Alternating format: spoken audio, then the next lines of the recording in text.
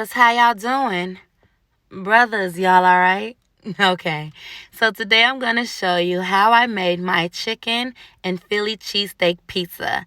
Now, I used a low carb crust, but you can choose to use any crust or make your own homemade crust of your choice.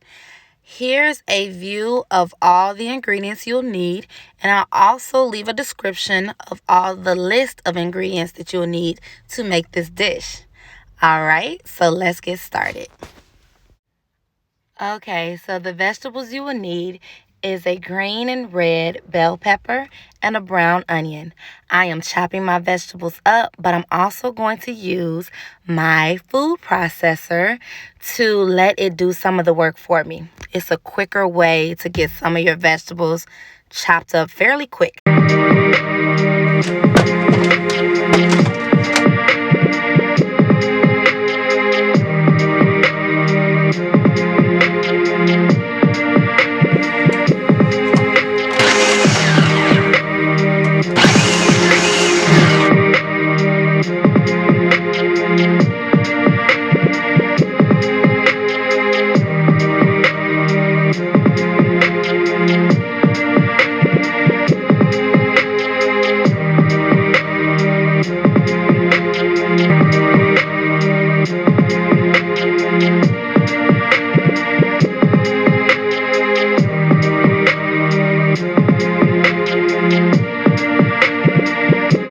So as I'm getting this onion prepared, I actually do not cut up a lot because I'm not really big on onion. Anybody that knows me know I really don't like no onion. So I do put a little bit in there because it adds some flavor. So you can choose to put how much onion you would like in your dish. For me, it's not a lot. And it does mix a little bit with the red bell pepper, but I'm okay with that because it's all going to be on the pizza anyway.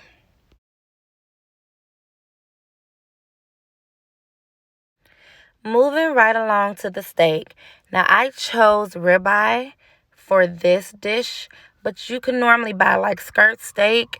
I think that's a good steak for Philly cheesesteak. But we're going to do this ribeye. And right now I'm just cutting off the fat, trimming the edges, and getting my steak prepared to cook.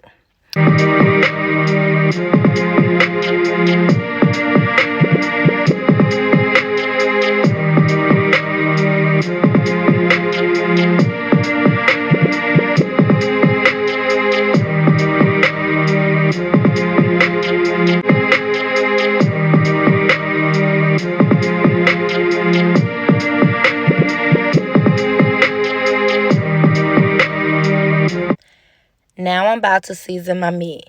The way I season my meat is I like to coat the top layer with my seasonings. And then after I put all the seasonings that I want on the very top layer, I begin to mix it all into whatever meat I'm preparing. Now, don't go too heavy on your seasonings. You want to be fairly light because one thing about steak is steak has its own flavor. And the fact that you're mixing other things with this dish like bell pepper and onion, you really don't need a lot of seasoning to give your pizza that great taste. So don't go too heavy-handed on the seasonings.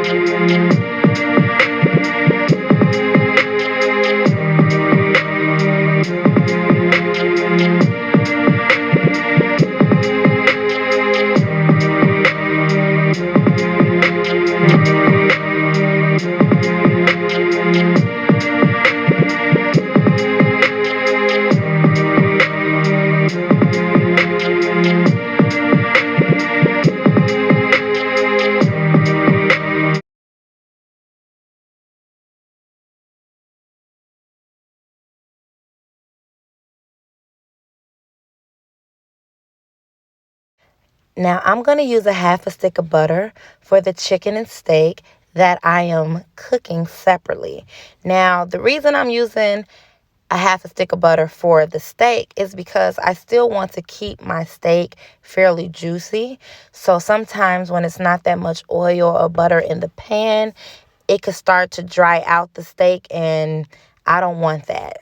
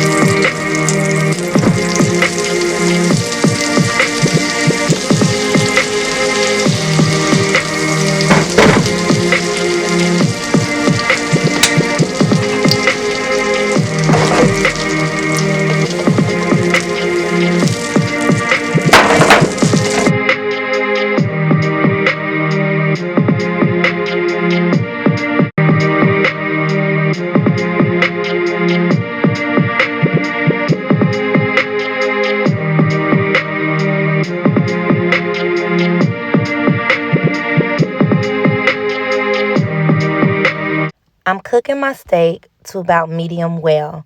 One thing to remember is once you take that steak off the heat, it continues to cook. And you don't want tough steak, especially since this steak has to go in the oven and cook some more. You still want to be able to chew your steak with your pizza. You don't want to be trying to be chewing something that you can't chew.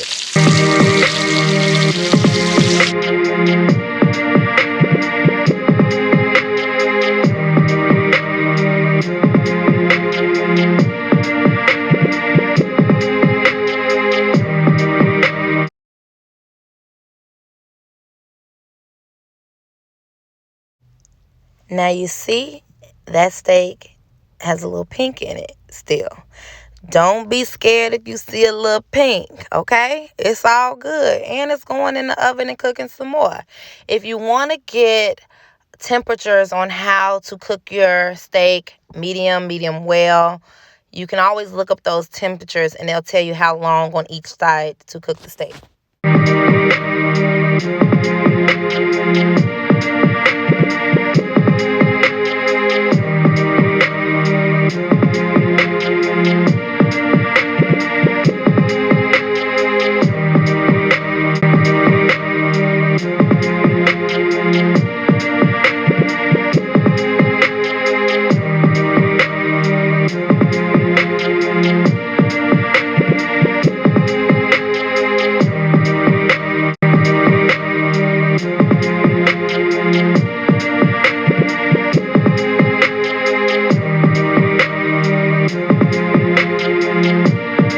I'm getting ready to mix my vegetables with my meat. You're going to see me mix it with the steak, mix it with the chicken, and then I'm going to put the mixture back into the pot with the original juices that the steak cooked in and the chicken cooked in. Now, you're going to see a little pink still in there, but please, it's all right. You're going to saute it a little bit on top of the stove, and then you're going to put it in the oven when you get ready to prep your pizza.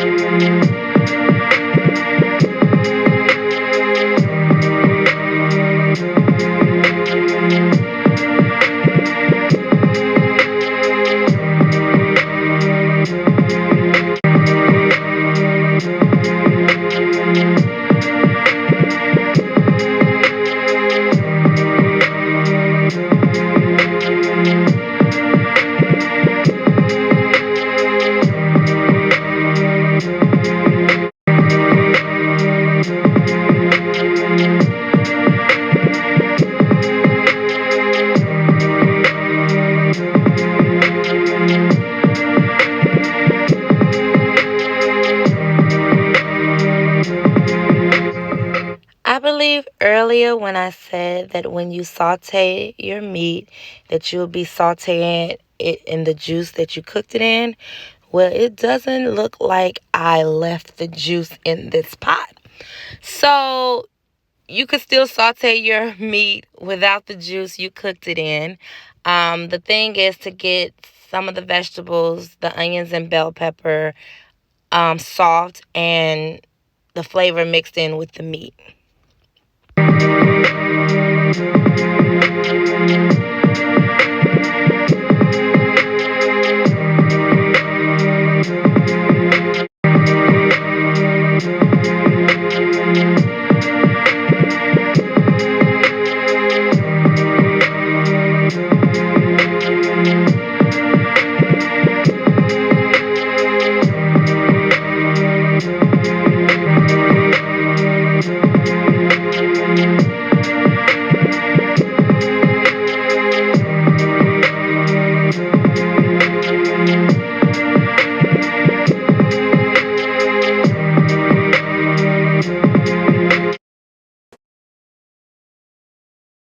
Now let's make this sauce.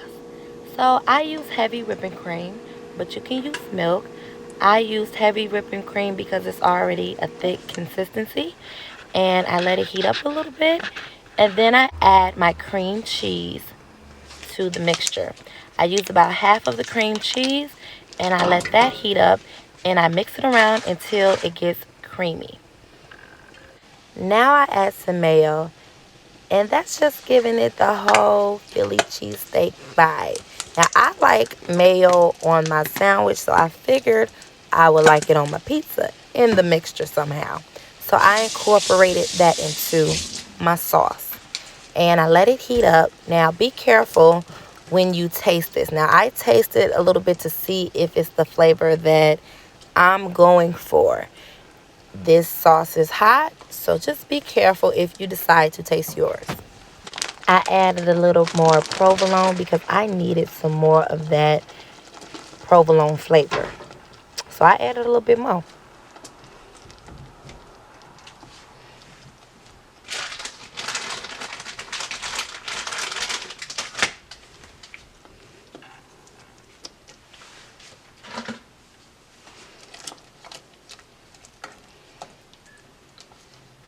Now, if you ever made mac and cheese sauce before, you gotta season your sauce. So I season my mac and cheese sauce, and I'm gonna season this sauce with a little garlic. Now, you don't necessarily have to put garlic in your mac and cheese sauce, and I don't necessarily do that to mine, but in this sauce, I like a little garlic flavor. So I'm gonna season my sauce. Then I sprinkle some sea salt to it just to bring the flavors together. And not too much, just a little bit. So, this is the consistency that I was going for. It is nice and creamy, and it is ready to get prepared. So, I am about to prepare my chicken and Philly cheesesteak pizza.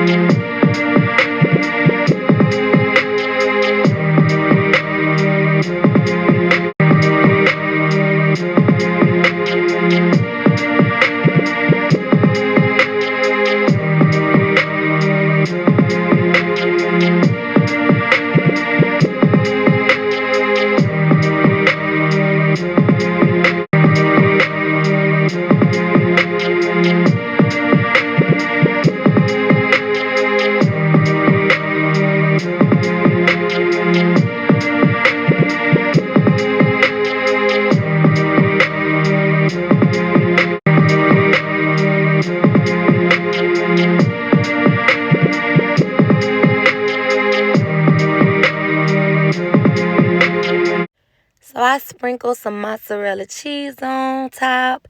I grate some pepper jack cheese on top. I add some parsley on top for some garnish. And it's a pizza, so what's pizza without parsley? And I pop it in the oven, And voila, chicken Philly cheesesteak pizza. My version, of course. Also, if you like the video, then like the video. If you like what you saw, then make sure you subscribe. And if you want to talk, leave me a comment.